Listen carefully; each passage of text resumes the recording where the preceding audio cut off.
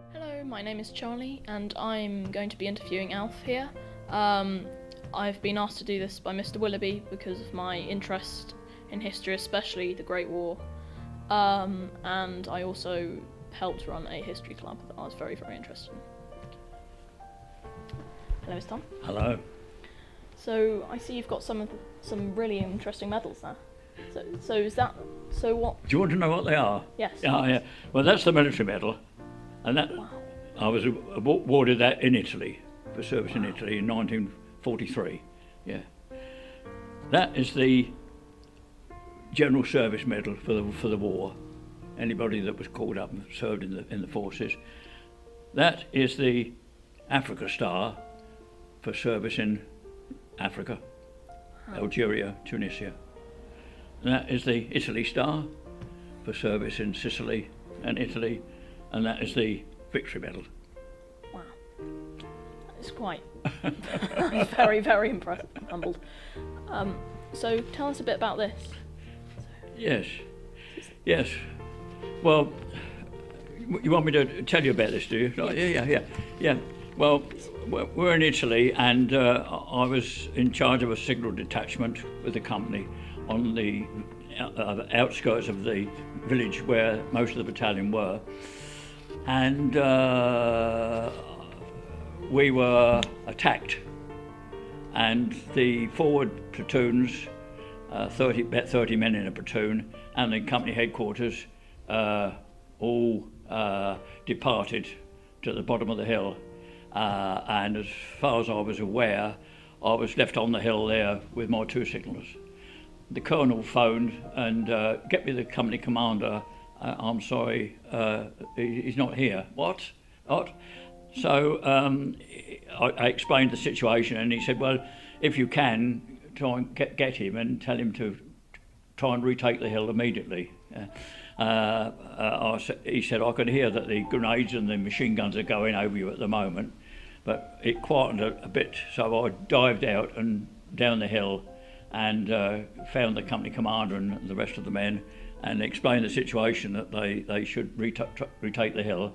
And it appeared at that time that the German forces were withdrawing, and so the hill was retaken.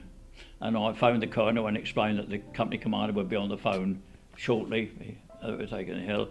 And I'd left one signaller in the trench with me with the telephone. He was there. Unfortunately, he was killed a few months later at Cassino in Italy.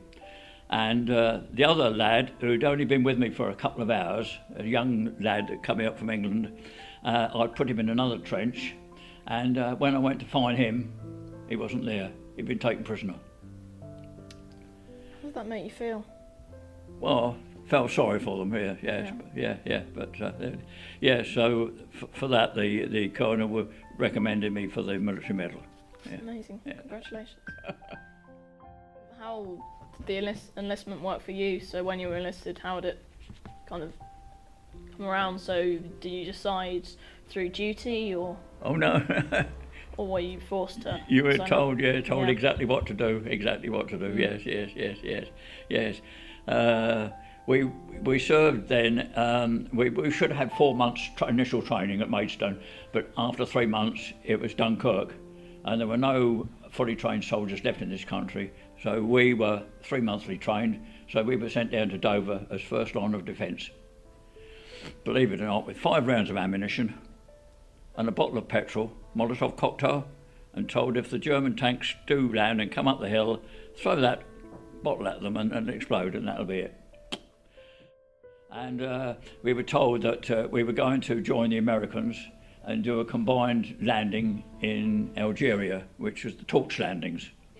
And we were on the sea from 15th of October, and we didn't do the first landing until the 8th of November. We were on the boat all that time. And we landed, and we thought, this is not too bad. But within a matter of minutes, I suppose, our ship we got off was bombed and sunk. So all of our belongings were on it. And all we had then was a shirt and trousers. And that's all we had for 6 weeks. No change of clothes, not even socks, for 6 weeks.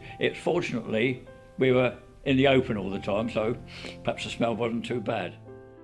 After about 6 months, we defeated the Germans in North Africa, and we had a few weeks rest then and reorganisation, and then we went over to Sicily. We didn't do the initial landing in Sicily. We were there a week later. During the first battle, where we were attacked a lot with these stick grenades, and I was with a company commander, a chap named Frank Taylor, who in fact eventually came to live in Tunbridge Wells, and he caught a bit in his right hand, so he was invalided out. He couldn't fire a revolver any longer, and we were told we were going to do a landing further up the coast behind the enemy lines early hours of the morning, and we were welcomed off by Montgomery, and so off we went, and for a third landing, no opposition at all. Marvellous, we thought, this is. And we went inland about a couple of miles and took our position on the hills, and it was nice and quiet until the following morning, when the men in the advanced positions could hear tanks, German tanks. We had no tanks, no artillery at all. And eventually these tanks were not only heard, they were seen. And we were then given the order, the only time I ever heard the order given by the colonel, every man for himself. So we ran down the hill and found some cover by the river there. And on the way down, the signals officer said to me, "Oh, Corporal Hunt, where's the aerial on your radio?" And I said, "Well, I suppose it's got knocked off by a branch in the tree." And he said, "Well, go back and get it." And I said, "Well, awfully sorry, but the colonel's given us every man for himself." "I'll go back and get it," he said. That's the last we saw of him. He was smashed to smithereens, apparently, just for a piece of metal. Yes. We were there for a month, I suppose, so, and then we were switched round to the west side to get ready for the battles at Cassino. And we were at Cassino on and off for a few weeks. We couldn't be in the front line all the time, because there again, you couldn't wash, change your clothes. The only water that was brought up by men. You couldn't get mules up there even. And it was brought up by men, and so just enough to make a drink with, that's about all. Cassino was bad, very bad indeed, as you probably know. I've been back to the cemetery there, and there are 4,000 buried in the British cemetery. And we lost a lot of men there, a lot of terrific men there. And the place was absolutely plastered with bombs.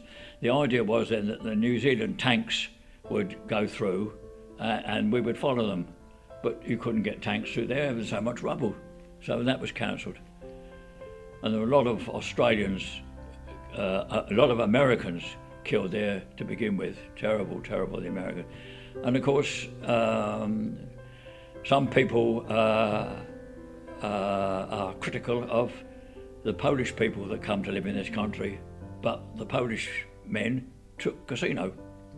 No one else could. No one else could. We tried. We had the Gurkhas in front of us. You've heard of the Gurkhas? The Gurkhas tried, no, and the Americans tried, no, New Zealanders tried. And in the end, we saw the Poles going up there and being slaughtered, but they were there. They got there. Yeah. Yes. When you were coming home, how did that feel for you? Strange. Very strange. Very strange, yes. Came back home, and there again, difficult getting back into work again. And I had 2 or 3 different jobs to start with, and then eventually, after a few years, I joined what was the post office then, and eventually I was on the telephone side, so it became part of British Telecom. Yeah. How was the And I atmosphere? retired 35 years ago when I was 62, so I'm now 97. What was the atmosphere like when you came home with your wife and sister? Oh, yeah, so difficult really.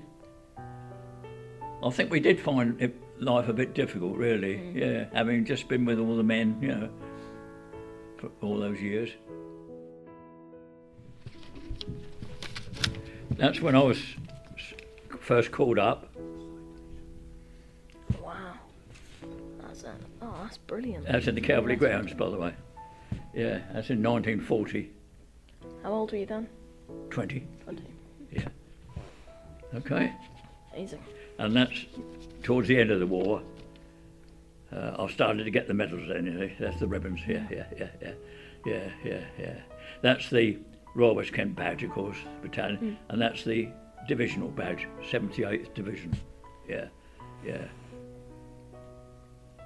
And this one, as I say, I was invited to go down to Canterbury to turn the page last year, and which I did in the cathedral.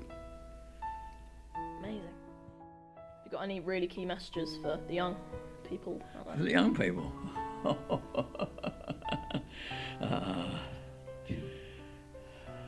Well, never get downhearted. Never get downhearted, and it'll always round the corner. It'll always be much better. Yes.